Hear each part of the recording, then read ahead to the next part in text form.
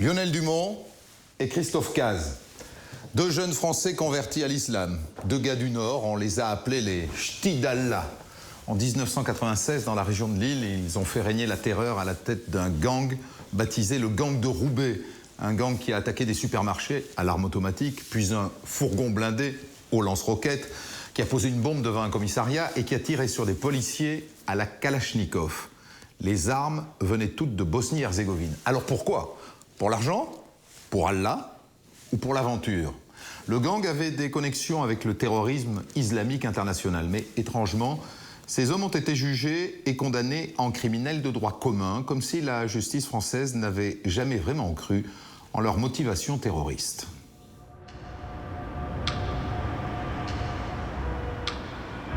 Roubaix, dans le nord de la France, 9 h du matin, le 27 janvier 1996. Dans sa voiture à l'arrêt, une femme, seule. Elle vient de se disputer avec son ami. Ses clés sont toujours sur le contact. Quand tout à coup, elle sent comme une présence de l'autre côté de la vitre. Elle tourne la tête, un homme la braque avec un revolver.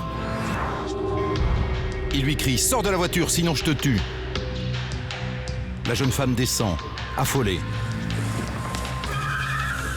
Un autre individu surgit alors et prend le volant. Sous son nez, les deux individus partent en trombe. Abasourdie, la conductrice se précipite au commissariat. Elle porte plainte pour le vol de sa voiture, une Audi noire.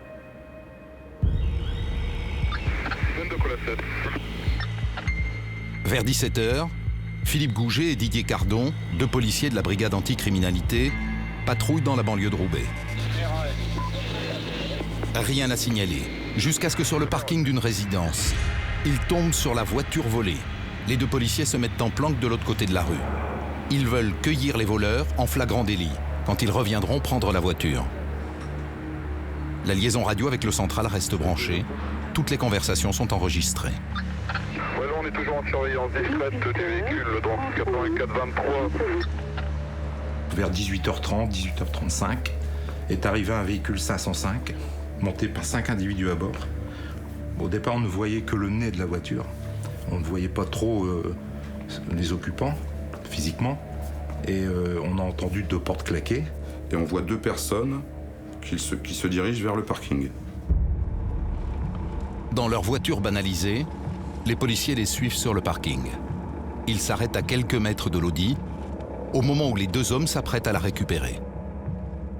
Je descends du siège passager, je prends mon arme à la main et je crie police. Et l'individu qui se dirigeait côté conducteur de la voiture volée, il s'est retourné. Et tout en se retournant, il a fait un écart. Et là, il a mitraillé directement. Les policiers se protègent comme ils peuvent. L'un d'eux se jette sur la radio pour appeler des renforts.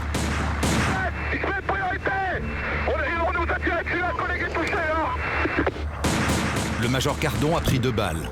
Il est au sol. Et il voit l'un des hommes revenir vers lui en tirant.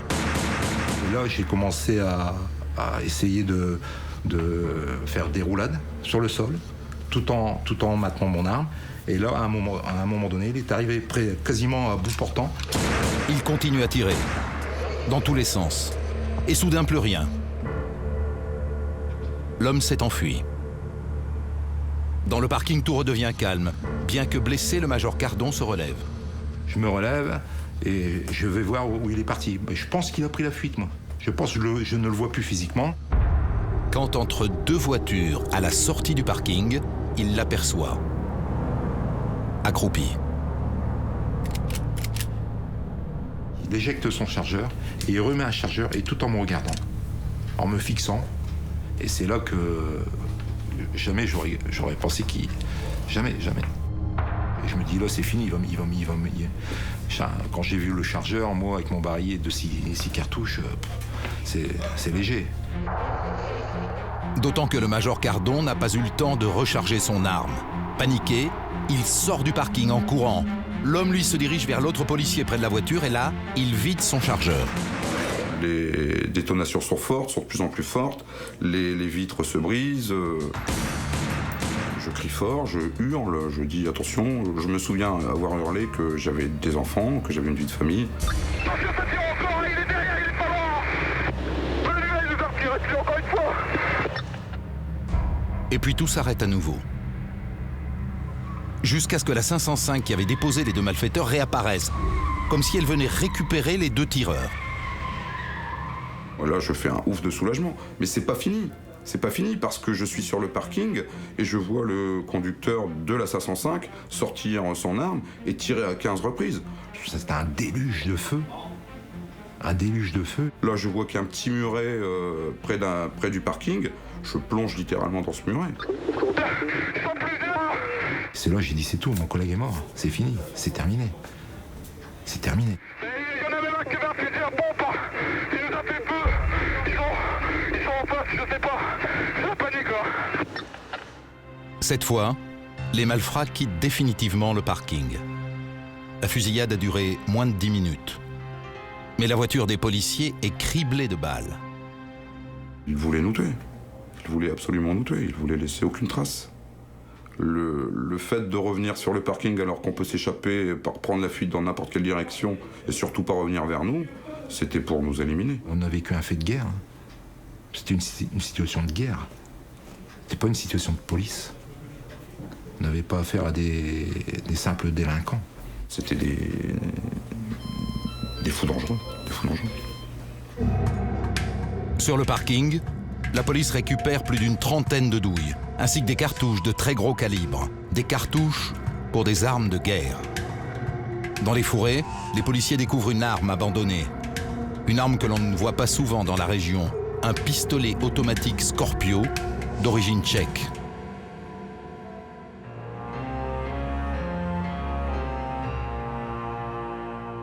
Monsieur le procureur, à l'époque de la fusillade, vous êtes au parquet de Lille depuis 6 ans, je crois. Vous avez déjà vu ce type de scène aussi violente dans la région de Lille?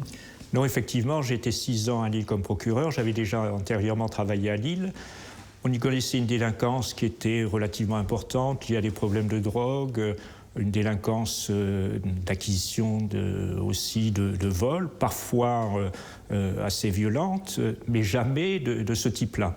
Ce qui est un peu particulier dans ces tirs, cet assaut contre les policiers, c'est qu'on utilise des armes lourdes, des armes de guerre, pour des faits qui peuvent paraître de relativement peu d'importance. C'était le vol d'une voiture et des malfaiteurs en plus qui laissent les armes sur place, alors qu'on a plus l'habitude par rapport à des armes que les personnes, que les malfaiteurs les remportent avec elles. Là, ils n'hésitent pas à les laisser, ce qui peut laisser supposer qu'ils avaient d'autres armes. Ce niveau de violence, qu'est-ce que ça peut annoncer sur les auteurs des faits? Bien justement, on cerne assez mal à ce moment-là les personnes qui peuvent être impliquées. Ça ne correspond pas à ces profils habituels, ni de la délinquance locale qu'on connaît, ni même d'une délinquance plus organisée de gangs de malfaiteurs. C'est quelque chose de tout à fait inhabituel, encore une fois, par la violence, la détermination de ces personnes et par les armes employées.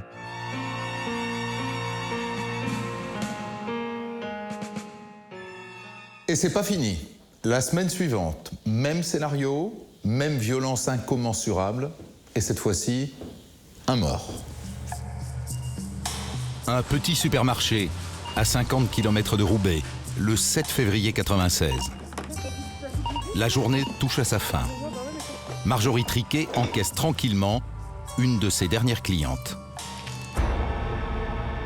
Quand elle voit débouler 3 personnes dans le magasin avec des masques de carnaval.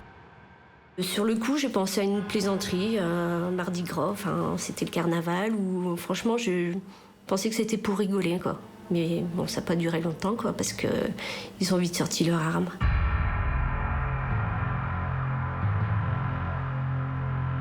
Mon chef, quand il a vu ça, il s'est enfermé dans le bureau. Et 2 individus sont allés en sa direction, ils ont essayé d'ouvrir la porte du bureau.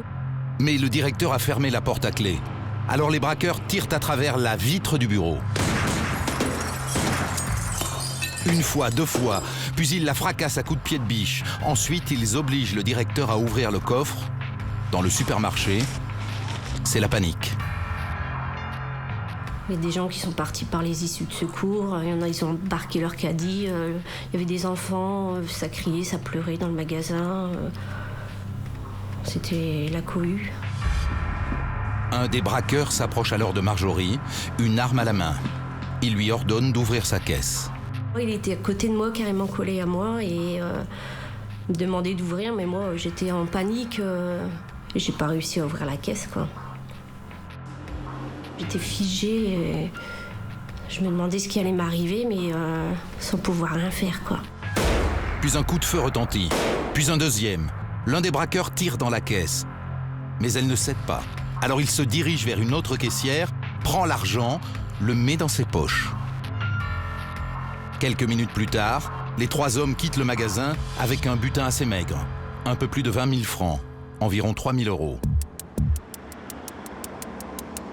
La police judiciaire de Lille est avertie. Depuis quelques jours, les braquages se multiplient dans la région. Chaque fois, ils visent des supermarchés hard discount.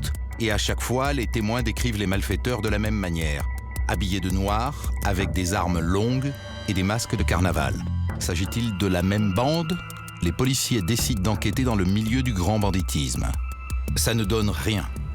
On a quand même fait un travail de renseignement important. Bon, dans les milieux, généralement, ça parle. Normalement, on aurait dû avoir des retombées. Bon, je ne vais pas dire par des indices, comme on dit dans la police, mais on aurait dû avoir des retombées, nous dire, c'est telle équipe qui vient de tel endroit. Là, on n'avait aucun élément. Ces braqueurs semblent sortis de nulle part.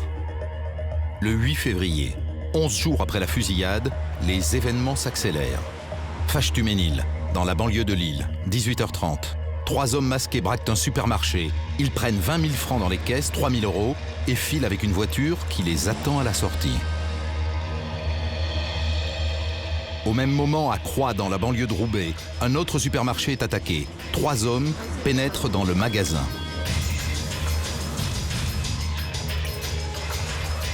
J'ai vu débouler comme 3 ombres noires, en fait. Ils étaient tout habillés en noir, cagoulés. Et là, il brandit une arme et criait la caisse, la caisse, la caisse, la caisse. Le boucher, pétrifié par l'arme pointée sur lui, ne bouge pas. Le braqueur hurle « La caisse, la caisse !» Mais Benoît Vourlone ne réagit toujours pas. Alors sans hésiter, le gangster lui tire dessus, il vise le ventre. Heureusement, un comptoir sépare les 2 hommes. La balle se loge dans une barre métallique. Un collègue plaque le boucher au sol. Il m'a tapé dans les jambes. Et il ouvre le frigo pour... puis il me fait viens, viens, viens. Puis il m'entraîne dans le frigo. Les 2 employés réussissent à s'enfuir du magasin par la chambre froide. En surgissant sur la rue voisine, ils remarquent une voiture suspecte. Une Renault 25 grise. À l'intérieur, un homme cagoulé. Et là, on voit justement ceux qui étaient dans le magasin et la personne qui était à la boucherie sortir et s'engouffrer dans la voiture.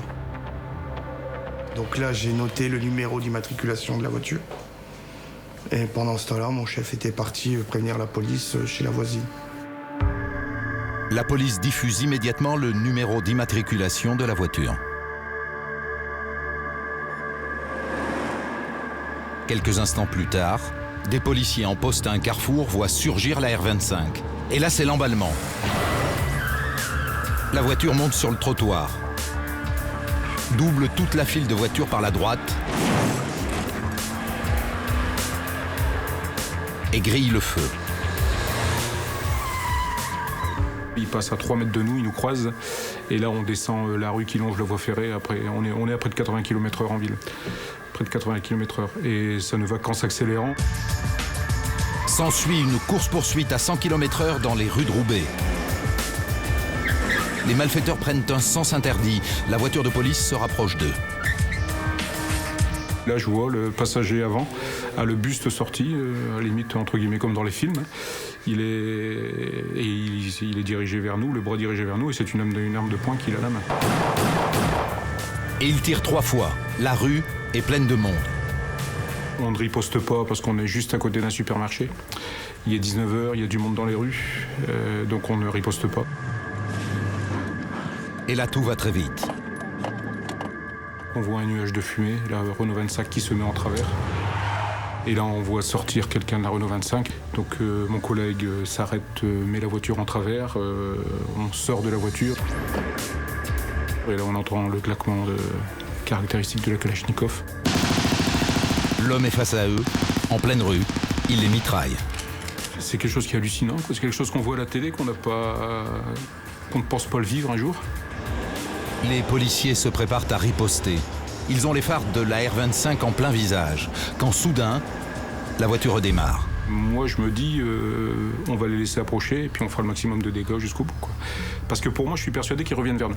Je crois qu'on aurait vidé les balles dans la voiture et puis on aurait continué à subir, de toute façon. On ne maîtrisait rien. On était à la merci de ce qu'ils avaient décidé de faire.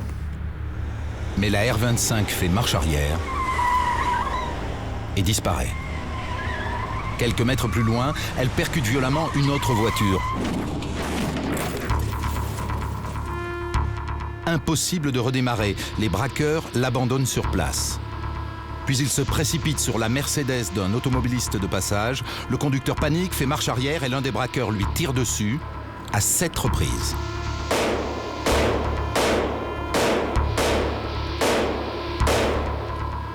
Finalement, les malfaiteurs volent une voiture et s'enfuient. Le conducteur de la Mercedes est mort d'une balle en pleine tête.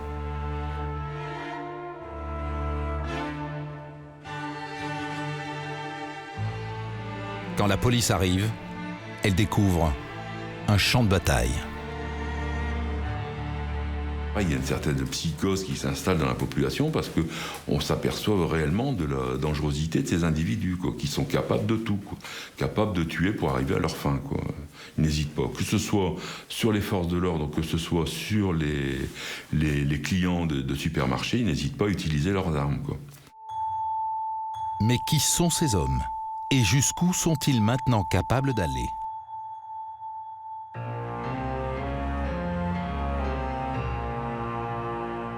Monsieur le procureur Guérin, la mort de cet automobiliste, ça situe quand même le drame à un niveau supérieur à ce qu'avait pu être, par exemple, l'échange de coups de feu précédents.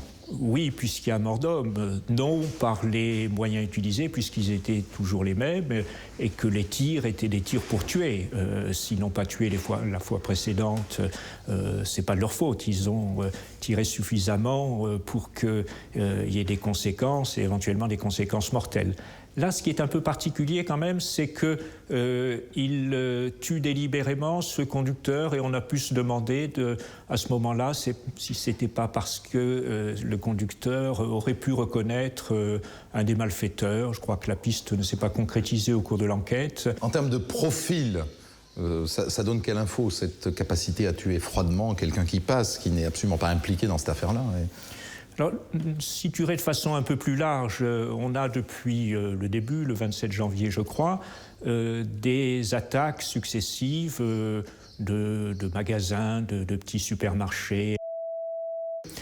Et par rapport à des gens qui emploient des moyens très lourds, des armes et qui tirent, peut-être un butin qui ne serait pas à la hauteur de ce que peuvent attendre des malfaiteurs chevronnés.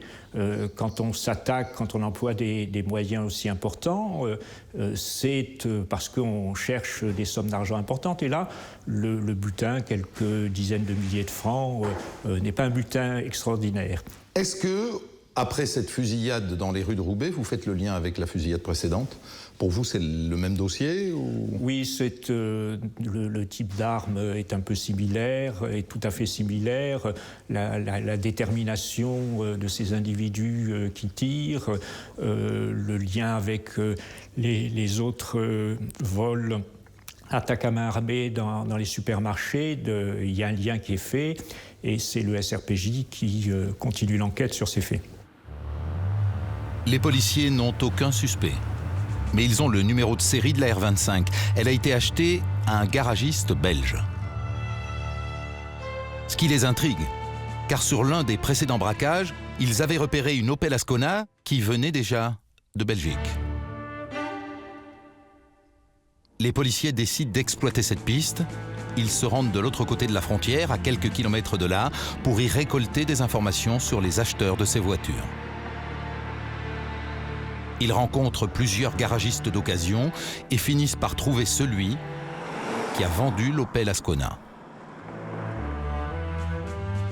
Il nous déclare en fait effectivement que ce véhicule, il ne l'a plus, qu'il l'a vendu à 2 Nord-Africains qui sont venus lui acheter pour un prix relativement modique et qui sont partis. Et puis il n'a pas de précision. Le seul élément, c'est un nom, Elliot Magid, avec une adresse complètement bidon sur Roubaix. On laisse ce qu'on appelle des sonnettes en nous disant n'hésitez pas à nous contacter si ces personnes reviennent, et c'est ce qui va payer par la suite. En attendant, tout redevient calme dans la région. 1 mois et demi passe, sans aucun braquage. L'enquête, elle, n'avance guère jusqu'au vendredi 22 mars.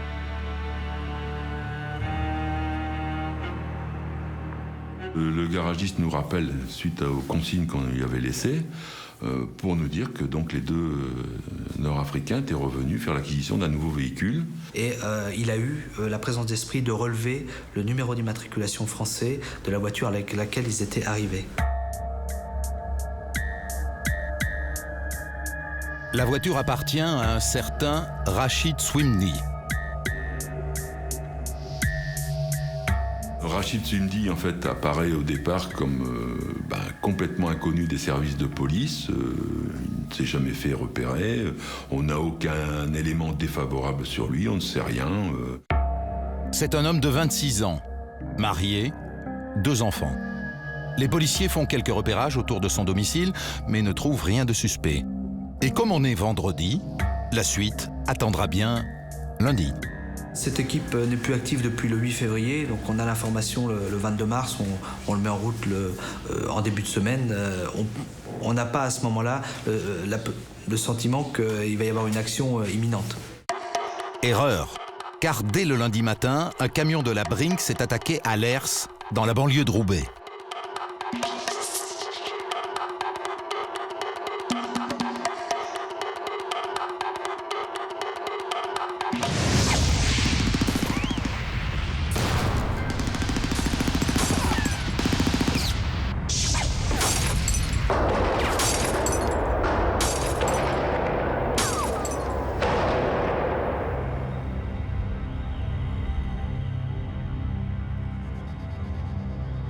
Tirs de Kalachnikov, grenades, lance-roquettes, un arsenal de guerre.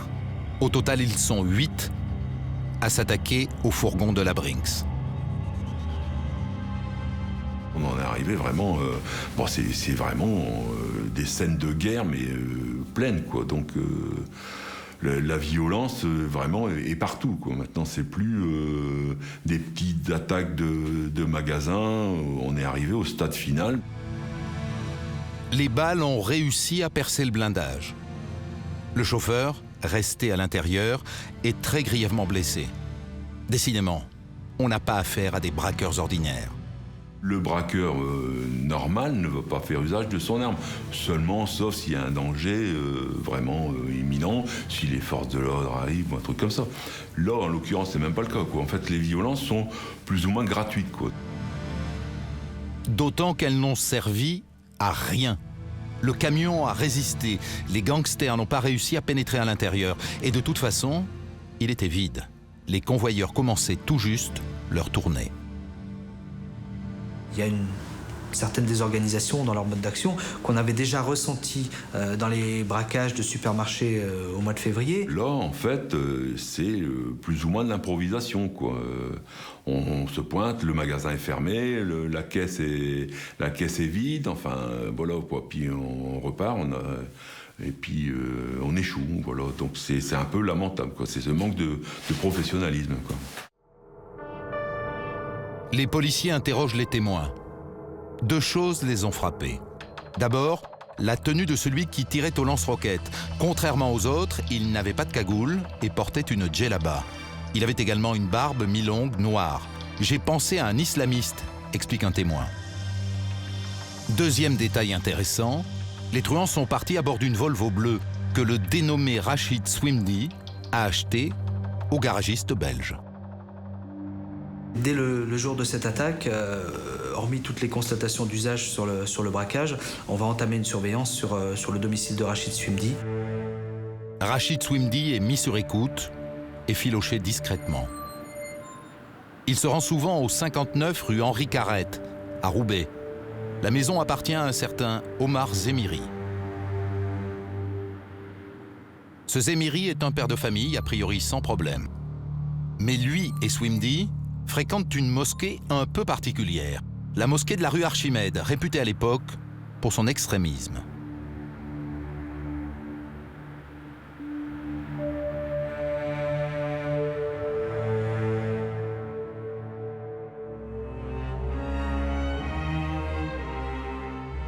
Les policiers tiennent enfin une piste, mais le gang ne va pas leur laisser le temps de poursuivre leur enquête. 3 jours après l'attaque du fourgon, le jeudi, une sale soirée les attend. Au moment où j'arrive à domicile, j'ai un appel téléphonique qui me signale l'explosion d'un véhicule à proximité du commissariat de Lille. Près du commissariat, à quelques mètres d'une station de métro, une 205 blanche vient d'être secouée par une explosion. La voiture n'a pas été détruite. Seule la partie arrière est endommagée. À l'intérieur, 3 bonbonnes de gaz. Les artificiers identifient tout de suite une bombe artisanale. Par chance, elle n'a pas bien fonctionné. Peut-être à cause d'un explosif périmé. Le carnage a été évité de justesse. Si la bombe avait bien fonctionné, elle aurait provoqué une énorme boule de feu et un effet de souffle très puissant.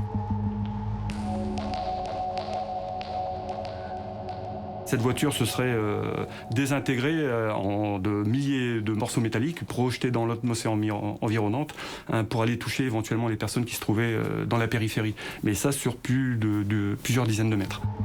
Cette bombe aurait fait des morts et des blessés dans un rayon de 75 mètres. Ces poseurs de bombes ne sont pas des amateurs. Ce sont des petits composants tout à fait anodins qui, reliés les uns aux autres, en font un système d'armement et de déclenchement tout à fait basique, mais très efficace. C'était clairement fait pour tuer. Qui a fait ça? Le groupe de braqueurs a-t-il un rapport avec cette bombe? Oui, les policiers en sont persuadés, car cette 205 blanche, ils l'ont déjà vue. Ils l'ont prise en filature le matin même. Ils étaient en train de surveiller les allées-venues autour de la rue Carrette. La 205 est sortie d'un garage et s'est dirigée vers Lille. Elle a tourné dans le quartier du commissariat central, mais dans la circulation à 8 h du matin, les policiers ont perdu sa trace. Ils comprennent maintenant ce que fomentaient les braqueurs. Et cette escalade les inquiète, car dans 3 jours s'ouvre à Lille le sommet du G7, un sommet qui réunit les 7 plus grandes puissances du monde.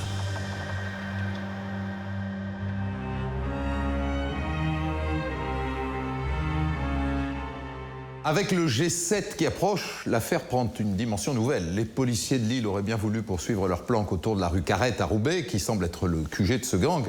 Mais dans quelques jours, Lille sera, le temps du G7, le centre du monde. Il faut agir. Et il est décidé de faire appel au RAID, l'unité d'élite de la police nationale.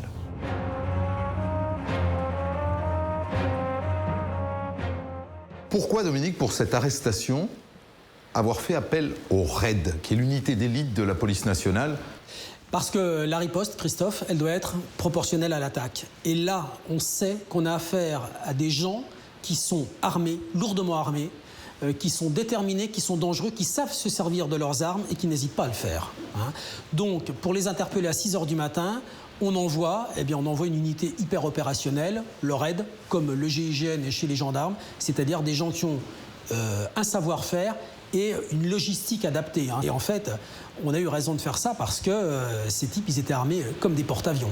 Oui, ils étaient équipés d'armes qui ne sont pas des armes de braqueurs. Non, on est dans l'armement de guerre, là. Voilà, les voilà, ces armes. Ça, c'est l'identique des armes qui ont été utilisées par le gang de Roubaix, dans différentes opérations. Alors ça, c'est le pistolet mitrailleur tchèque.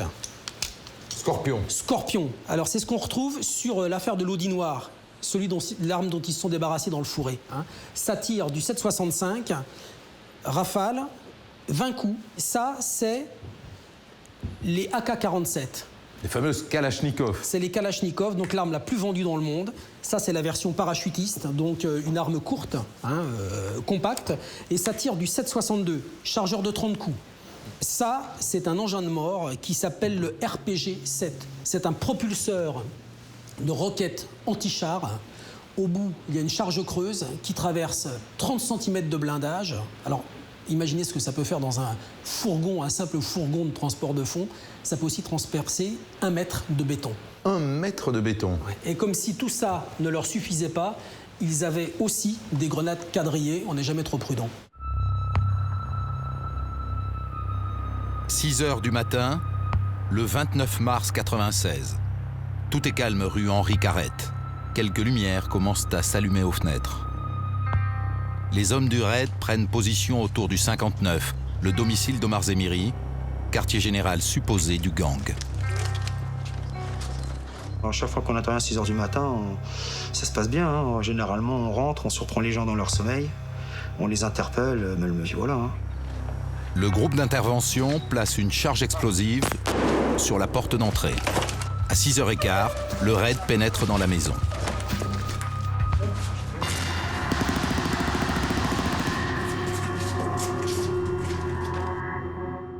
On a eu à peine le temps d'investir le rez-de-chaussée que ça a tout de suite tiré, quoi. Je suis touché tout de suite et je me retrouve donc sur le trottoir, accroupi sur le flanc de la maison. J'ai plus d'armes, je me rends compte que j'ai plus d'armes, j'ai plus de casque lourd, j'ai plus de chien.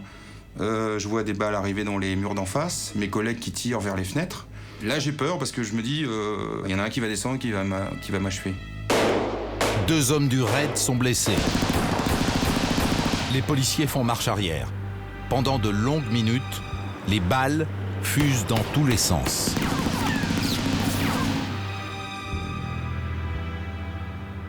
Ils tiraient à travers les fenêtres, ils tiraient à travers leur plafond, leur toit, dans le sol, dans les cloisons. Ils arrosaient de partout, quoi. Et ils avaient apparemment beaucoup de cartouches, beaucoup de chargeurs. Ils étaient tous armés, puis ils s'arrêtaient pas. En fait, ils s'arrêtaient pas, quoi. On avait presque plus de cartouches à la fin, quoi. On n'était pas parti pour un assaut. On est prêt, mais pas pour une situation qui dure dans le temps. Ça, on n'avait jamais vu ça. En principe, un assaut, ça dure 2 minutes, 3 minutes, c'est la base. Hein. Et là, ça dure plus d'une demi-heure. Maintenant, la maison est en feu. Les braqueurs sont réfugiés au grenier. Les hommes du raid les entendent prier. Les flammes progressent. Mais les gangsters tirent toujours. Même avec le feu, la fumée, ils se sont pas... Non, on pensait qu'ils allaient...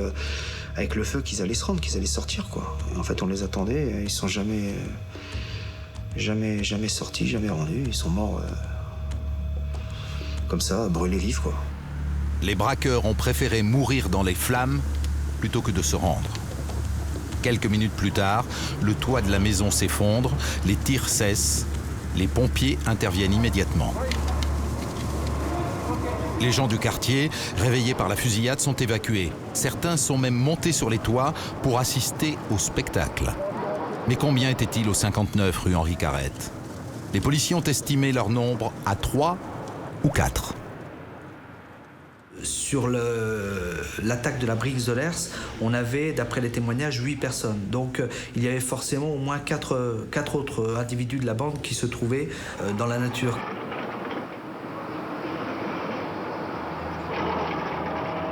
Dans la matinée, les policiers ont découvert 4 corps sous les décombres. Pour les dégager, ils ont dû creuser à la pelle sous 1 mètre de gravat.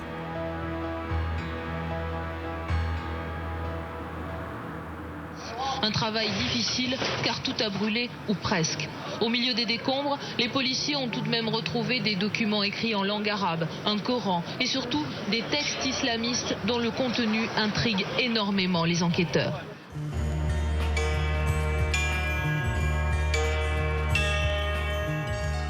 Pendant leur jour et leur nuit de planque devant le QG du gang, les policiers avaient repéré plusieurs voitures. Ils en ont retrouvé une partie près de la maison calcinée, mais il en manque une, la 305 bleue d'Omar Zemiri. Le jour même, une alerte est diffusée à tous les services de police de la région, Belgique comprise. Cette 305 bleue, une patrouille de la police belge la repère en fin de matinée. Il y a 2 hommes à l'intérieur. Les policiers leur intiment l'ordre de s'arrêter. Ils se rangent sur le côté, descendent et se mettent à tirer.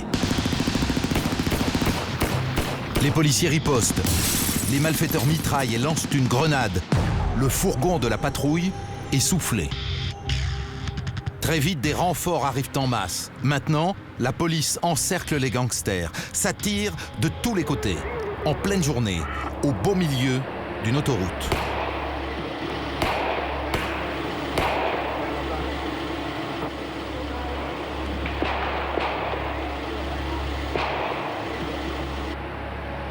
L'un des truands est touché.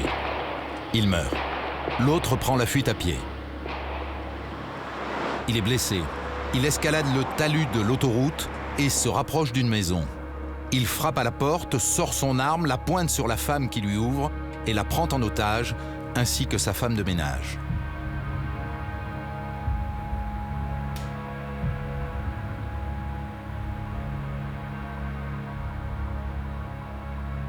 La police encercle aussitôt la maison. Des unités spéciales viennent en renfort.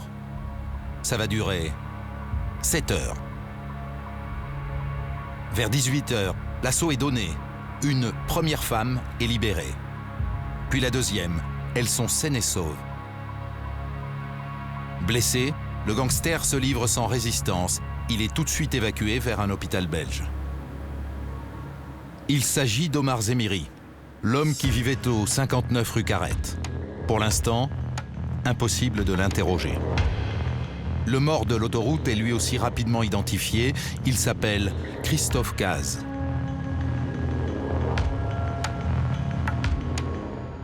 Pour nous, Christophe Caz est inconnu. La seule chose qu'on puisse faire, c'est de voir sa famille et de comprendre un petit peu qui est ce personnage. Donc on va voir ses parents. Christophe Caz a 27 ans. Il est issu d'un milieu très modeste. C'est un étudiant brillant en 5e année de médecine. Mais depuis 4 ans, il ne voyait quasiment plus sa famille. Sa mère explique qu'il avait changé. Un jour, il est venu. J'avais fait des pâtes avec des côtes de porc. Et il n'a pas voulu manger les côtes de porc. Bon, moi, ça m'a pas choqué. Bon, je lui ai dit, il ne mange pas de viande, ça lui plaît pas, c'est tout. Puis mon mari m'a dit, au soir, il m'a dit, il ne mange pas de viande de porc parce que les Arabes n'en mangent pas. Caz s'était converti à l'islam. Il prenait sa nouvelle religion très au sérieux. Il se laissait pousser la barbe. Il était même parti en Bosnie avec Médecins du Monde pour aider ses frères musulmans. Chez lui, les policiers ont découvert des tracts, du même genre que ceux retrouvés rue Carrette.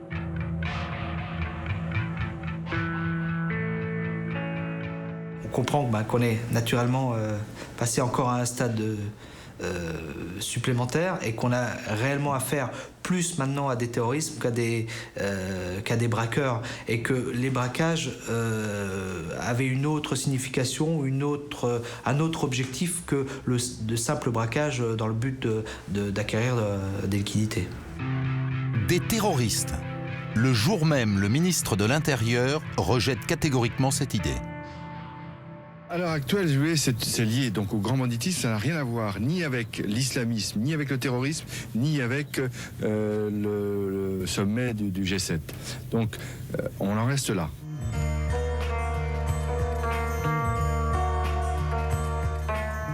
Ce stade de l'enquête, monsieur le procureur, vous parlez toujours de gangstérisme ou vous commencez à prononcer le mot terrorisme? Après une tentative d'attentat contre le commissariat central, on s'aperçoit à ce moment-là, l'affaire prend une dimension tout à fait différente, plus importante, et effectivement, on peut envisager des actes de terrorisme. On doit préciser au point de vue judiciaire que le parquet de Lille était toujours saisi, le parquet, le tribunal de Lille, les juges d'instruction s'occupaient toujours de cette affaire, et que, bien sûr, comme c'est l'habitude, contact a été pris avec le procureur général, avec la chancellerie, pour savoir comment on continue les investigations sur ces faits. Est-ce que c'est l'antiterrorisme qui prend l'affaire? C'est ça la question. Il n'y a pas eu de revendication, de demande de la section antiterroriste du parquet de Paris. sans doute parce qu'elle ne connaissait pas encore, n'avait pas connaissance du profil de ces auteurs. Ce sont des terroristes, mais locaux.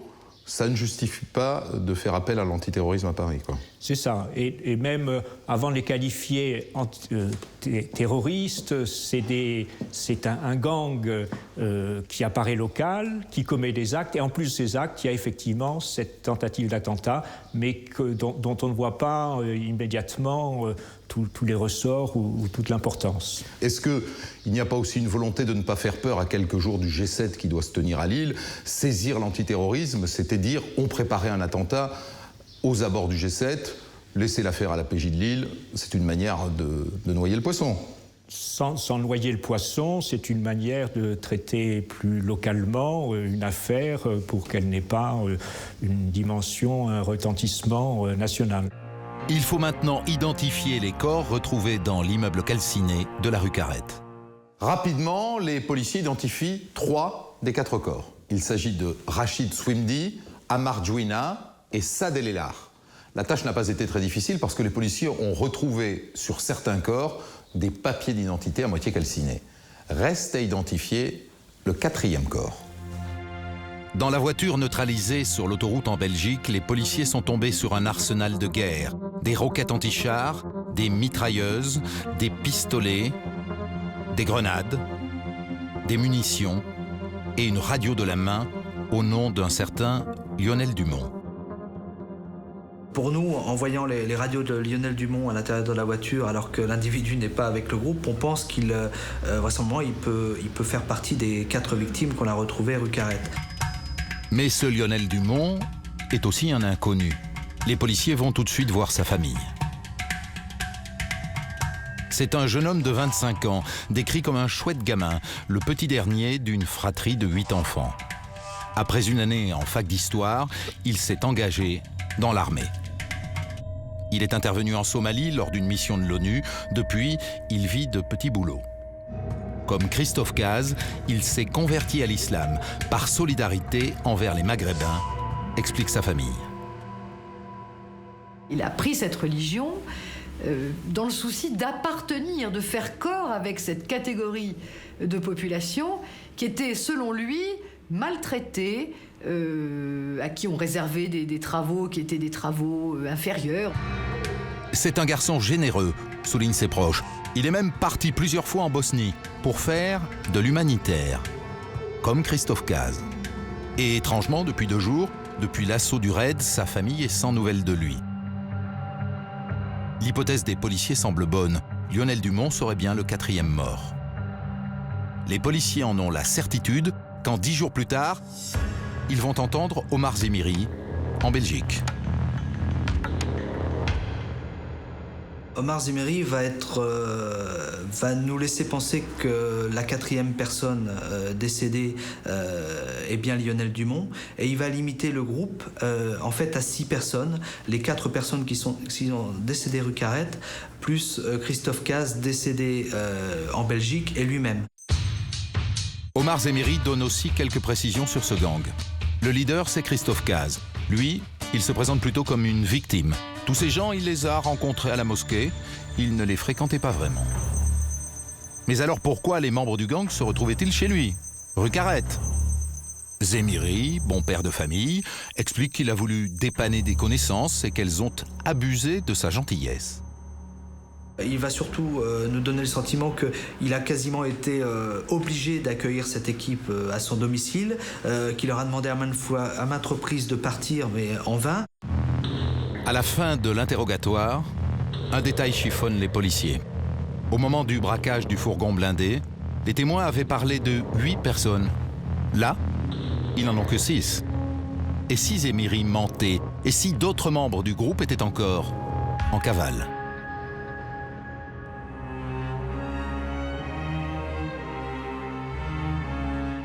Un mois plus tard, les résultats de l'analyse génétique réalisée sur le 4e corps de la rue Carrette tombent. Il ne s'agit pas de Lionel Dumont. Le cadavre découvert est celui d'un certain Nouri Altinkenak. Donc Zemiri les a menés en bateau. Mais alors, où est Lionel Dumont? Et qui sont les autres membres du gang? Lors de son audition, Omar Zemiri a évoqué un homme qui serait le propriétaire de l'appartement que louait Christophe Cazes. Les policiers décident de suivre cette piste et elle va payer. Les policiers présentent au propriétaire de Christophe Cazes une série de photos. Il identifie Lionel Dumont et aussi cet homme dont les policiers ignorent tout. Le propriétaire de Christophe Cazes, lui, connaît son adresse. Les policiers s'y rendent immédiatement. Ils découvrent que cet homme s'appelle Mouloud Bouguelane. Il est absent, mais les policiers fouillent son appartement. Ils trouvent des photos, apparemment prises en Bosnie. On y voit surtout Christophe Cazes. Christophe Cazes chez lui. Christophe Cazes avec les membres d'une association. Et plus inquiétant, Christophe Cazes, une Kalachnikov en main. Les policiers ont maintenant la certitude que Cazes est un ancien combattant de la guerre de Bosnie et que ce pays est intimement lié aux membres du gang. Dumont également est allé en Bosnie. Les armes viennent de l'ex-conflit bosniaque. On sent quand même que la Bosnie est c'est le cœur du problème.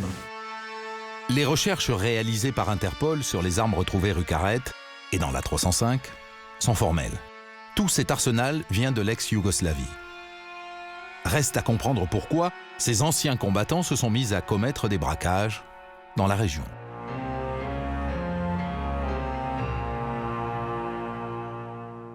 À ce stade de l'enquête, 8 membres du gang ont été identifiés. Les 4 morts de la rue Carrette, Christophe Cazes, qui est mort sur l'autoroute belge, Omar Zemiri, qui était avec lui en Belgique et qui a été interpellé après la prise d'otage, Lionel Dumont et Mouloud Bouguelane, qui seraient en cavale, et puis les policiers vont en identifier un 9e, après avoir décrypté un agenda électronique ayant appartenu à Christophe Cazes, un certain Hossein Bendaoui, qui est arrêté et qui va leur apprendre beaucoup de choses sur le fonctionnement du gang de Roubaix.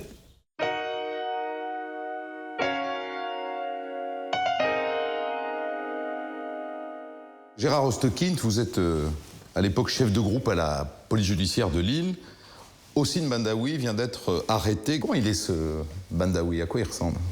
Hossein Bendaoui, c'est un tout jeune garçon, il a une petite vingtaine d'années au moment où on l'interpelle. Il a vraiment une attitude très juvénile et il est tout petit. Il est coopératif? Pas immédiatement. Il a quelques réticences pour s'expliquer. Il reconnaît qu'il connaît les gens du groupe de Christophe Cazes pour les avoir rencontrés tous à la mosquée de la rue Archimède à Roubaix. Est-ce qu'il vous raconte comment fonctionnait le gang? Qui est le chef? Il va nous expliquer effectivement comment fonctionne toute cette équipe. Alors le chef désigné, c'est Christophe Cazes. On s'en doutait déjà un peu. D'ailleurs, Zemiri l'avait indiqué aussi dans ses déclarations. C'est le chef intellectuel, celui qui décide des orientations. Qui décide des orientations, des objectifs, qui recueille les fonds et qui attribue les rôles à chacun des membres du groupe. Ça, c'est Christophe Cazes qui fait ça. Et puis? Et puis, manifestement, d'après ses explications à Bendaoui, on comprend que Cazes a un confident et un homme de confiance qui est Lionel Dumont. Et sa spécialité, c'est quoi selon Bendaoui? Sa spécialité, c'est apparemment l'armement. C'est lui qui vérifie les armes et les distribue à chacun au moment où ils partent pour commettre leurs actions. En garde à vue, Hossein Bendaoui parle de Lionel Dumont. Lors de la course-poursuite dans les rues de Roubaix, par exemple, Lionel Dumont était au volant. C'est lui qui a volontairement arrêté la R25. Il aurait même donné l'ordre de tirer à la Kalachnikov. Et l'attentat? L'attentat, c'est une idée de Christophe Cazes, mais c'est Lionel Dumont, avec Cazes, qui a déposé la voiture piégée devant le commissariat. Quant aux motivations du groupe, Bendaoui sera très clair quelques semaines plus tard devant le juge d'instruction. La cause bosniaque était en toile de fond, que la volonté de Christophe Cazes, c'était de rassembler de l'argent pour aider les Bosniaques. Selon Hossein Bendaoui, Christophe Cazes avait décidé que 80% de l'argent des braquages irait aux musulmans bosniaques. Le reste, il devait se le partager.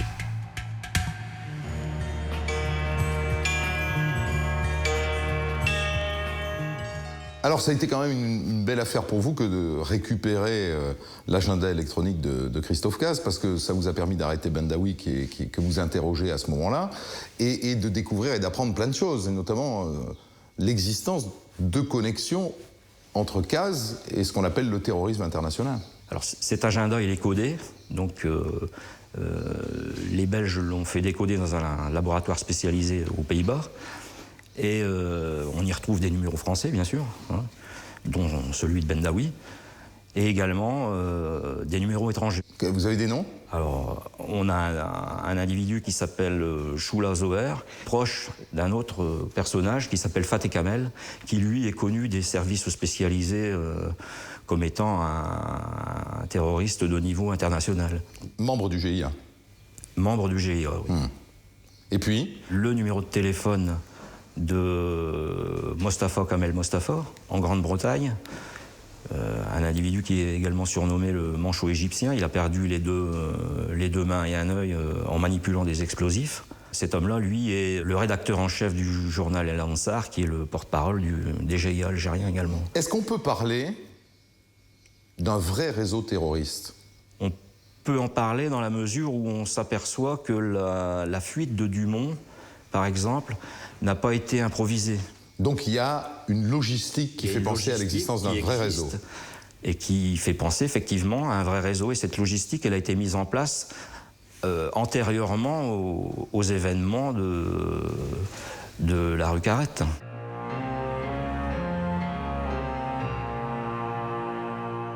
Voilà, on connaît les connexions du groupe, on sait comment ils fonctionnent, mais Lionel Dumont et Mouloud Bouguelane sont toujours en cavale. Un an plus tard, en 1997, les choses s'accélèrent. Zenica, une ville du centre de la Bosnie, à 80 km de Sarajevo. Un matin de mars 1997.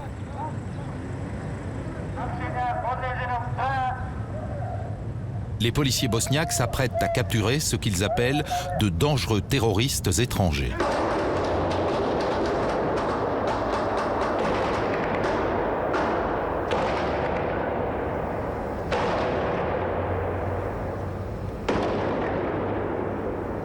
Une arrestation sans ménagement.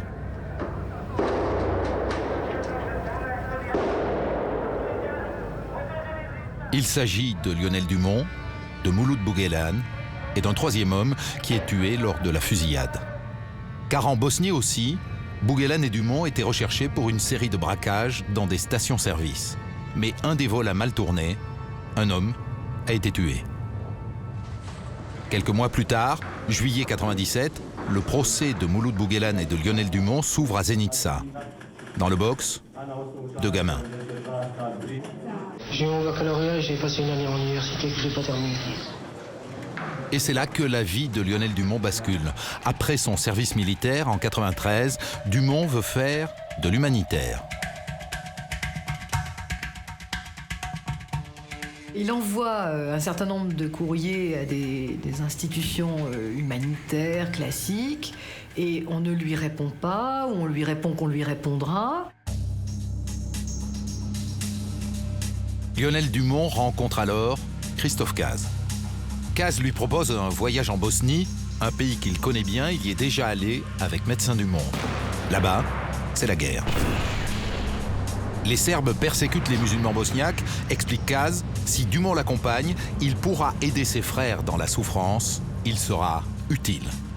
Dumont décide de le suivre. Mais arrivé sur place, il n'est plus question d'aide humanitaire ni de distribution de vivres. On va lui dire que c'est pas la place des hommes d'aller... la formule qu'il a toujours employée, c'est de dire c'est pas la place des hommes de distribuer des boîtes de conserve, les hommes doivent tenir des armes. Et en quelques temps très rapides, on va le former, ainsi que d'autres d'ailleurs, au maniement des armes. Et il va se retrouver dans des katibas, dans des camps d'entraînement, très, très bref, hein, parce qu'on leur laissait pas beaucoup le temps d'acquérir cette habitude des armes, d'ailleurs qu'il avait déjà, puisqu'il avait participé dans le cadre de l'armée française à des opérations armées. Lionel Dumont est enrôlé dans une brigade de mercenaires, la 7e brigade El Moudjahidine.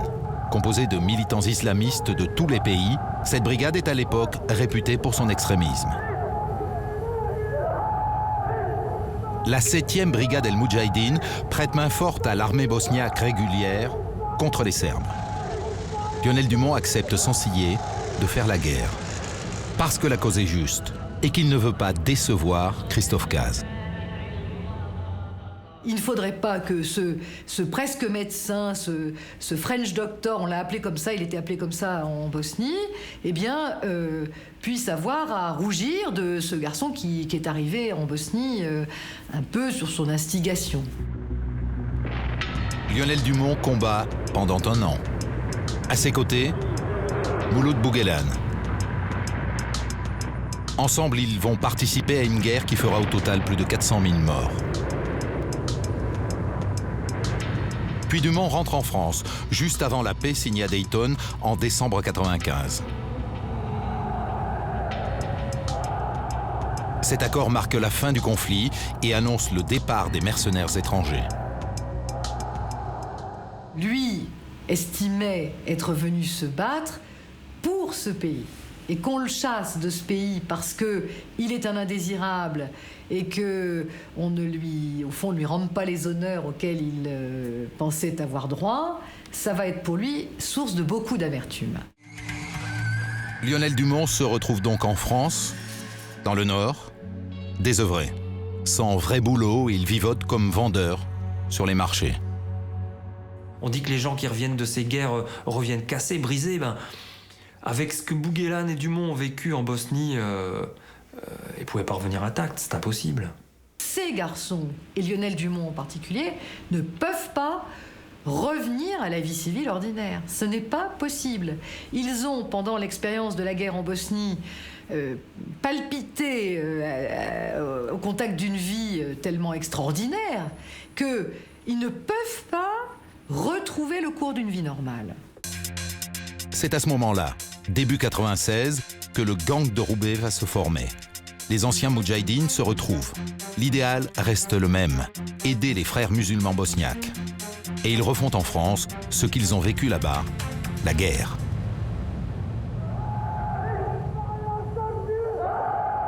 Pour eux, c'était rien de tirer sur un véhicule avec un lance-roquette, parce que c'est un exercice auquel ils étaient rompus. Donc cette violence, je pense qu'elle vient de Bosnie, je crois. C'est leur expérience militaire qui les a poussés à agir de cette façon, quoi. Et c'est vers la Bosnie que Lionel Dumont et Mouloud Bouguelane s'enfuient en mars 96, le jour de l'assaut du raid à Roubaix. En chemin, ils s'arrêtent à Paris. Et puis de Paris, ils vont passer à Nice, chez un individu qui va typiquement servir de structure logistique, puisqu'il va les accueillir, les héberger, leur fournir des faux passeports pour leur permettre de passer en Italie et ensuite de rejoindre la Bosnie. Vous ne pouvez pas être mieux caché que dans un pays en guerre, enfin juste après la guerre. La Bosnie, juste après la guerre, c'est un pays où beaucoup de gens sont armés, où règne un grand désordre, où on n'a pas fini tout à fait de régler ses comptes et où la police n'est pas au point, les institutions n'ont pas repris leur cours normal. Dumont et Bouguelane se sont cachés pendant un an, en Bosnie. Et là-bas, ils se sont remis au braquage. C'est pour ça qu'ils comparaissent aujourd'hui, en juillet 97, devant ce tribunal, à Zenica, pour des braquages de stations-service. Lors de ce procès éclair, tous les deux sont condamnés à 20 ans de réclusion, qu'ils doivent purger dans une prison bosniaque. Après quelques mois de prison, ils ont droit à un traitement de faveur exceptionnel. Les deux Français peuvent recevoir des journalistes. Ouais. Ça va, le moral est pas trop mauvais, quoi. Mais ça, je remercie Dieu, quoi, depuis le début. C'est-à-dire, quand je vois d'autres détenus, ils se font des histoires, ils ont le moral à zéro pour des peines d'1 an, 2 ans, pour moi. 1 an, 2 ans, c'est quoi? C'est 20 ans, c'est long. Après 5 mois d'isolement, un autre de quarantaine, le nordiste est maintenant en détention collective. Conditions bien plus souples que dans les prisons françaises, même s'il y a le travail obligatoire dans un atelier de métallurgie et les dortoirs à 30. Il partage le sien avec Mouloud Bouguelane, un Valenciennois compagnon d'armes, condamné avec lui. Ici c'est moi. Puis juste au-dessus, c'est un Serbe. J'étais dans l'armée serbe. Devant les journalistes, Mouloud Bouguelane et Lionel Dumont s'expliquent sur les braquages en Bosnie. Moi, je fais ça juste pour vivoter. temps sont durs. J'ai fait ça, c'était juste pour vivre. Il n'y a aucun doute. Quand même, même au procès, ils ont pu. Toutes les preuves étaient là que c'était pas pour engranger ou pour m'enrichir, etc., etc. Il faut s'acheter des chaussures, il faut s'habiller, il faut tout ça. Mais dès que les journalistes les interrogent sur le gang de Roubaix, les 2 prisonniers restent dans le flou. En fait, moi, j'étais pas au courant de tout ce qui se passait, tout ce qui était leur action, etc. Tout ce dont on les accuse. Ce que je sais, c'est que c'était des jeunes en or. Personnellement, je n'étais pas impliqué dans ce qu'ils faisaient. Et moi, j'ignorais totalement Après, on a su évidemment tout ce qui s'était passé. Hein. 2 ans plus tard, les prisonniers doivent être transférés à Lille pour être entendus par le juge d'instruction. Car en France, l'enquête touche à sa fin. Et là, coup de théâtre. Lionel Dumont s'évade de prison. On se demande dans quelle mesure cette évasion n'a pas été entre guillemets organisée et si quelque part est-ce qu'on le reverra un jour, c'est surtout ça, puisque est-ce que c'est une véritable évasion, est-ce qu'il n'a pas été finalement liquidé pour éviter de nous révéler un certain nombre de choses, la question se pose à ce moment-là. Il est temps maintenant de juger les membres du commando en France pour les braquages, la tentative d'attentat, les tirs contre les policiers, etc. On est en octobre 2001 devant la cour d'assises de Douai. Dumont n'est pas là, il est en cavale, mais Bouguelane est présent, il a été transféré de Bosnie-Herzégovine. Il y a aussi Omar Zemiri, déjà condamné à 10 ans en Belgique pour la prise d'otage, et Hossein Bendaoui. Le procès s'ouvre le 2 octobre 2001, soit 21 jours après les attentats du 11 septembre aux États-Unis. C'est un procès sous très haute surveillance.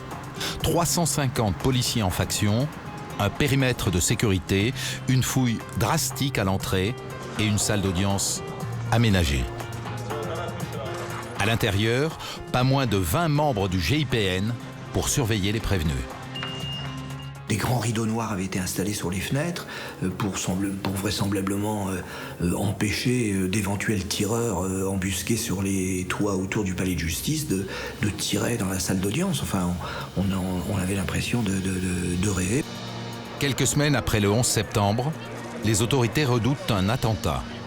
Dès le premier jour, les avocats de la défense demandent le renvoi du procès. Incontestablement, nous avions le sentiment que la justice ne pourrait pas être rendue de façon sereine, s'inscrivant dans un contexte sécuritaire inimaginable. Ça me préoccupe beaucoup. Parce qu'à l'ombre des événements qui se sont déroulés aux États-Unis, on fait de ces hommes les porteurs de tous les maux. Et je ne sais pas si on peut ouvrir un procès dans de telles conditions. Les avocats craignent un amalgame entre leurs clients et les islamistes d'Al-Qaïda. Je ne vois pas la raison pour laquelle, on irait déplacer une affaire qui a une connotation de terrorisme, parce que justement un acte de terrorisme vient d'être perpétré aux États-Unis. Il n'y a pas de raison.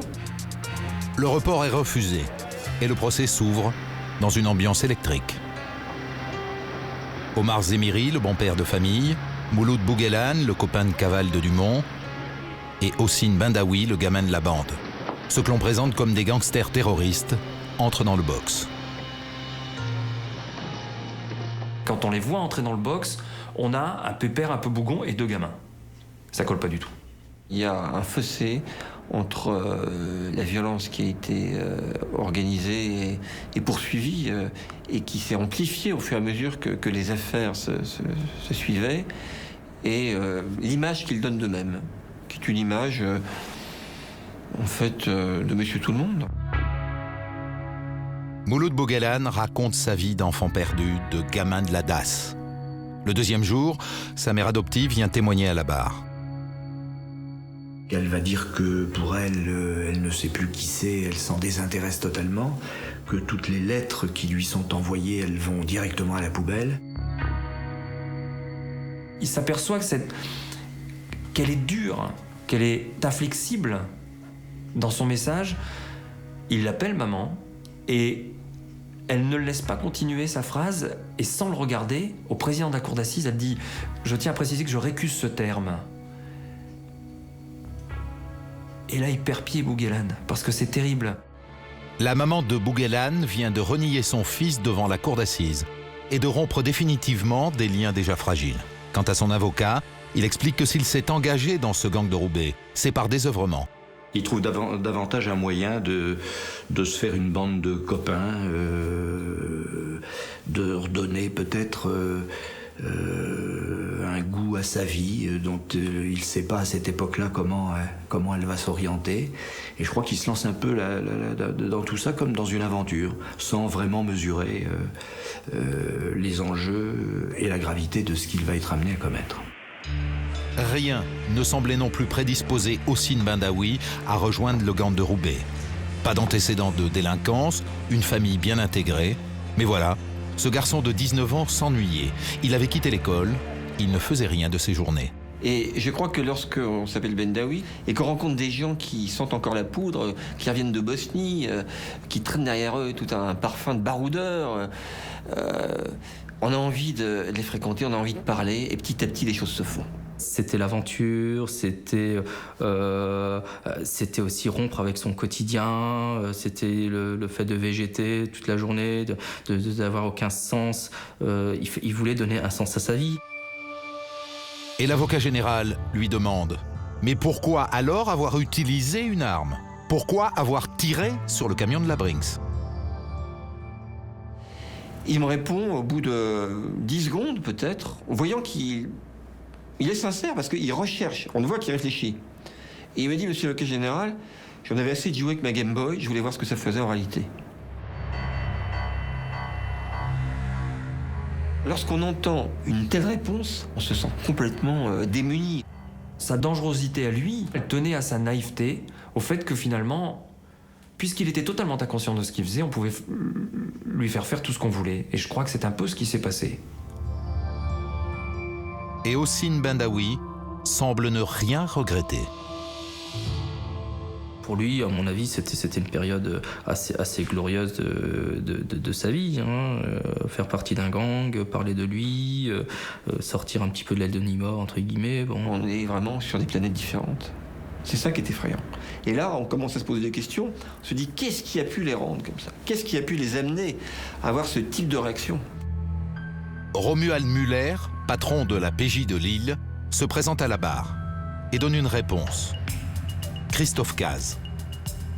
Je pense que Christophe Cazes avait un charisme, et ça ressort bien de l'enquête, avait un charisme assez démesuré. Il avait une connaissance de la religion très poussée, et il arrivait à fédérer un groupe. Un converti qui va sauver nos frères en Bosnie musulmans, et puis nous qui sommes là à Roubaix, on se dit musulmans et puis on va pas aider nos frères. Bon, ça faisait un petit peu tâche, donc il fallait un petit peu relever le défi et puis faire quelque chose pour réellement se dire musulman. Cazes a rassemblé un groupe très hétéroclite. Et avec la bonne conscience qu'offre la cause, ce gang s'est enivré de violence, comme dans une fuite en avant. Et quand ils sont 2 ou 3, c'est pas 1 + 1 = 2 ou 1 + 2 = 3, c'est 1 + 1 = 4, et puis 1 + 2, s'ils sont 3, c'est égal 10. C'est terrible comment ça peut multiplier les facultés de passage à l'acte, parce qu'il y a un sentiment personnel de dilution de responsabilité, et c'est ainsi qu'on se retrouve avec des drames qui ne seraient pas réalisés par un sujet pris individuellement. Et tous sont responsables, lance l'avocat général. Bendaoui, Bouguelane et surtout Zemiri. Zemiri a tout nié en bloc lors de ce procès. Pourtant, c'est chez lui que le gang se retrouvait, chez lui que les armes étaient entreposées. Et il ajoute, c'est une association de malfaiteurs. La cause ne suffisait pas à les souder, ils voulaient de l'argent. C'est pourquoi Cazes, devant ses échecs répétés, perdait de son autorité, il n'arrivait plus à contrôler ses troupes. Alors, il faut absolument qu'il puisse ressouder le groupe. En fait, c'est son honneur, c'est son orgueil. Et c'est ça qui est terrible aussi.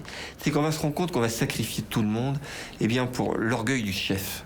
la volonté du chef de sortir par la grande porte, parce qu'il sait très bien que c'est fini la bande de Roubaix. Il sait qu'il a perdu ses objectifs et il veut sortir par le haut, par un attentat qui va faire parler de lui, qui va pouvoir le repositionner au niveau de cette mouvance islamique radicale dans laquelle lui évolue, parce que lui, il a des relations étroites avec des gens influents, importants. Caz voulait briller auprès des leaders du terrorisme international avec lesquels lui seul était réellement en contact. Sans doute que les réseaux internationaux se sont dit, tiens, si ceux-là, puisqu'ils en ont apparemment le désir, l'ambition, si ceux-là réussissent à nous envoyer de l'argent, peut-être qu'on les aidera.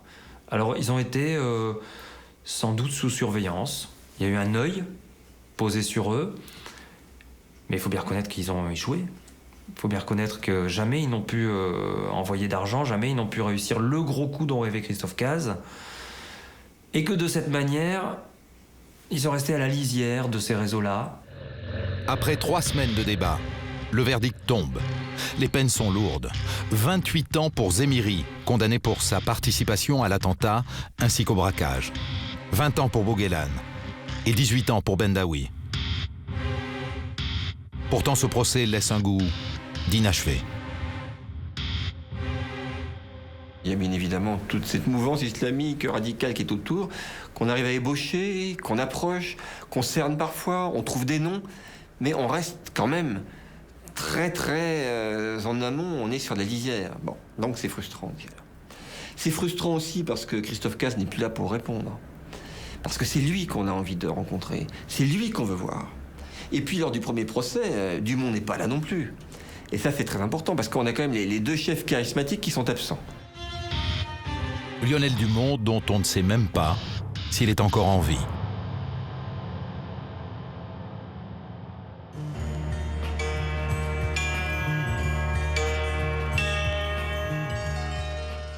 Dominique Rizet, 4 ans après son évasion, Lionel Dumont est repris.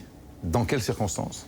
Alors, on rappelle qu'il s'est évadé de sa prison de Sarajevo en 1999. Il est arrêté le 13 décembre 2003 dans un hôtel de Munich.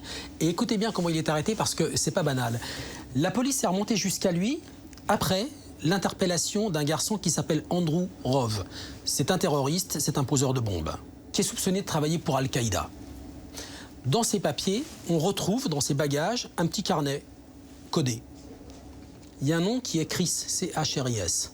En face, un numéro de téléphone. La police le décode. En fait, c'est le numéro de téléphone d'une femme qui s'appelle Celia Ramos dos Santos. Elle vit en Allemagne. Comme elle figure dans son carnet d'adresse, on va la surveiller. La police va la surveiller. On la suit, on écoute ses téléphones, on ouvre son courrier, on ouvre ses colis, et dans un de ces colis qu'elle reçoit, on trouve des faux passeports. Des faux passeports avec la photo de Lionel Dumont. Donc évidemment, elle devient très intéressante pour la police. On va renforcer la surveillance et le 13 décembre 2003, c'est elle qui amène les policiers dans cet hôtel de Munich où elle va rejoindre Lionel Dumont, qui est son petit ami. Il est interpellé, il a 32 ans, il sera extradé vers la France en 2004. Ce qui est intéressant, c'est le boulot de la DST. Les policiers français vont reconstituer ces 4 années de cavale grâce à une dizaine de fausses identités qu'il a eues. Et on va savoir qu'il a beaucoup voyagé en Asie. Il est allé au Japon, il est allé en Indonésie, il est allé en Malaisie. Et la question qui est intéressante, c'est de savoir comment il a vécu pendant ces 4 ans, parce qu'une cavale, ça coûte très très cher, des faux papiers, ça coûte cher, des billets d'avion, il faut bien les acheter quand même. Donc, Qui a payé ? Voilà, on pense à des réseaux terroristes, on pense à la Jamaah Ismailia, qui est un mouvement terroriste indonésien qui serait responsable des fameux attentats de Bali en 2002, qui ont fait plus de 200 morts. Lundi 5 décembre 2005, ouverture du procès de Lionel Dumont à Douai, là encore sous haute surveillance. Celui qui, pendant près de 10 ans, a échappé à quasiment toutes les polices, se retrouve aujourd'hui devant ses juges. Alors il y a une vraie curiosité. Comme rarement, parce que ce type... Mais ce type est précédé par une légende. Comment s'est-il échappé de prison? Qu'a-t-il fait pendant toutes ces années de cavale? Le ch'ti d'Allah, celui dont on attend toutes les réponses au sujet du gang de Roubaix, apparaît étonnamment serein. On est face à quelqu'un de très détendu, très sûr de lui. Il joue à fond la carte de la séduction. Il a des sourires magnifiques, il vous regarde d'un air franc. C'est en fait le soldat perdu, c'est le ch'ti sympathique, bien loin, bien évidemment, de toute connotation sulfureuse, ou trouble, ou obscure. Lionel Dumont est-il un chef ou un suiveur? En 2001, ses anciens frères d'armes l'avaient lourdement chargé pendant leur procès. Aujourd'hui, Dumont revendique un rôle original, celui de modérateur. C'est lui, dit-il, qui contenait la violence des autres au sein du groupe. Lors de la course-poursuite à Roubaix, par exemple, lorsque les gangsters avaient mitraillé les policiers à la Kalachnikov, heureusement qu'il était là.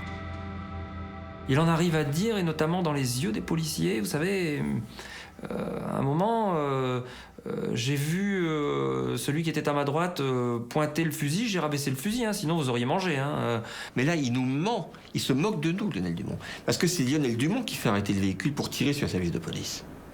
Et il va utiliser au contraire cette espèce de course éperdue, cette violence qui existe au moment en fait où cette course-poursuite a lieu, pour essayer d'éliminer les services de police. Et c'est là où Dumont n'est plus crédible. Et c'est là où ça devient insoutenable. Ce que conteste son avocate. Il est chauffeur. Il est chauffeur du véhicule. Donc, c'est pas tout à fait la même chose d'être chauffeur et d'être celui qui, aux avant-postes, tient les armes pour défourailler avec les forces de police ou avec le boucher. On sait très bien qui a tiré ses coups de feu, et ce n'est pas Dumont. Et l'attentat à la voiture piégée? Ça n'est pas moi, dit Dumont. Il avait pourtant tout avoué avec force détail devant le juge d'instruction, mais aujourd'hui, il nie. C'est une stratégie de défense pour éviter de prendre 30 ans, s'insurge l'avocat général qui enfonce le clou. Lorsqu'il a déposé là cette bombe ce soir-là, Lionel Dumont savait parfaitement qu'il y avait des enfants, des vieillards, des mères de famille, des gens qui travaillent dur et d'autres qui allaient être fauchés dans leur vie. Eh bien, c'est quelque chose qui pour lui s'est avéré complètement périphérique. Et ça, je trouve que ça altère de manière définitive et rédhibitoire l'image du soldat perdu à la recherche de soi-même et qui, petit à petit, de violence sur violence, va perdre son âme. Son âme, il l'a perdue où? Il l'a perdue à Lille, le soir où il a déposé cette bombe devant cette bouche de métro. Lionel Dumont bredouille. Mais je suis passé aux aveux en mémoire de mes amis morts pendant l'assaut du raid. Je culpabilisais d'être encore en vie, moi. Non, réplique l'avocat général, vous fuyez vos responsabilités, vous vous comportez comme un lâche et un menteur. Il devient violent et écrit en fait, il crie au complot. Il dit en fait, vous êtes tous là pour m'accuser. L'instruction est à charge. Tout ce procès est à charge. Vous m'écoutez pas, vous m'empêchez de parler, vous déformez ce que je vous dis. Vous posez plusieurs questions en même temps. Je peux pas vous répondre. Vous me coupez dans mes réponses. Alors j'ai dit oui, je vous coupe dans vos réponses parce que vous ne répondez pas à mes questions. Et l'avocat général rappelle, Dumont, c'est le bras armé de Caz. Il était fasciné par ce jeune médecin bardé de diplômes, à tel point qu'il l'a suivi en Bosnie. À la barre, les psychologues ajoutent, Lionel Dumont avait besoin d'un mentor et ce qu'il recherchait, c'était une cause à défendre. Il a croisé Caz, donc effectivement Caz étant musulman, bon, mais il aurait trouvé un bouddhiste sur sa route. Enfin, j'ai vraiment cette impression-là, il aurait pu. Après 15 jours de débat et 4 heures de délibéré, le verdict tombe. 30 ans, dont une peine de sûreté de 20 ans. Lionel Dumont encaisse sans ciller.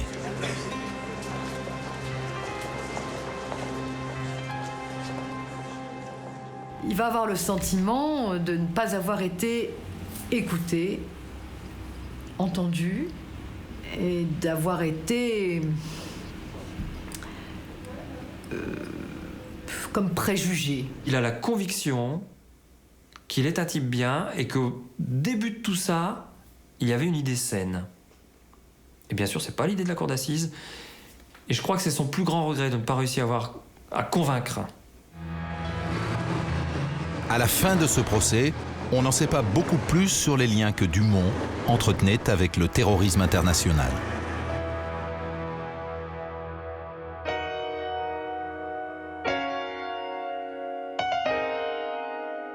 David Cliqueteux, vous êtes un ami de Lionel Dumont. Vous êtes rencontrés où et à quelle époque? On s'est rencontrés en 1986. On était scolarisés dans le même établissement à Tourcoing, au lycée Gambetta. Un lycée, donc. Oui. Vous avez repris contact avec votre copain Lionel au moment du procès. Qu'est-ce qu'il est devenu? Est-ce qu'il ressemble au copain de lycée? Oui, tout à fait. Il y a eu la conversion entre-temps. Je pense que, aussi paradoxal que ça puisse paraître, ça a contribué à l'équilibrer. Voilà.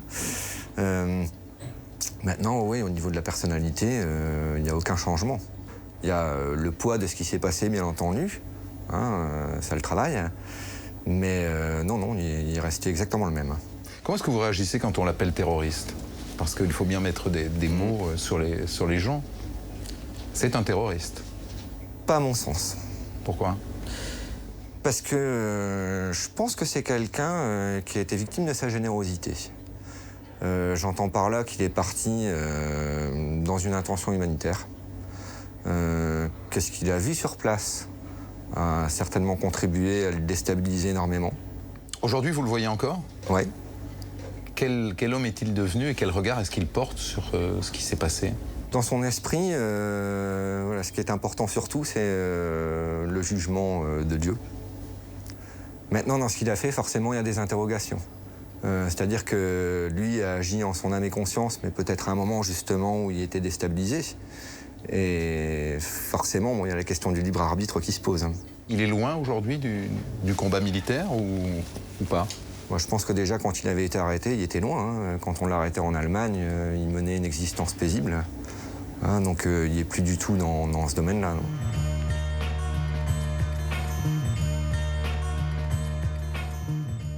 Lionel Dumont a fait appel de sa condamnation. Il a été rejugé devant la cour d'assises d'appel de Paris en mars 2007 et sa peine a été réduite à 25 ans. Avec Omar Zemiri aussi, la justice s'est adoucie puisque, en appel, il a vu sa peine passer de 28 à 15 ans. Quant au 10e membre présumé, la police a fini par l'identifier. Sédic Ben Balouli n'a jamais été pris. Il court toujours.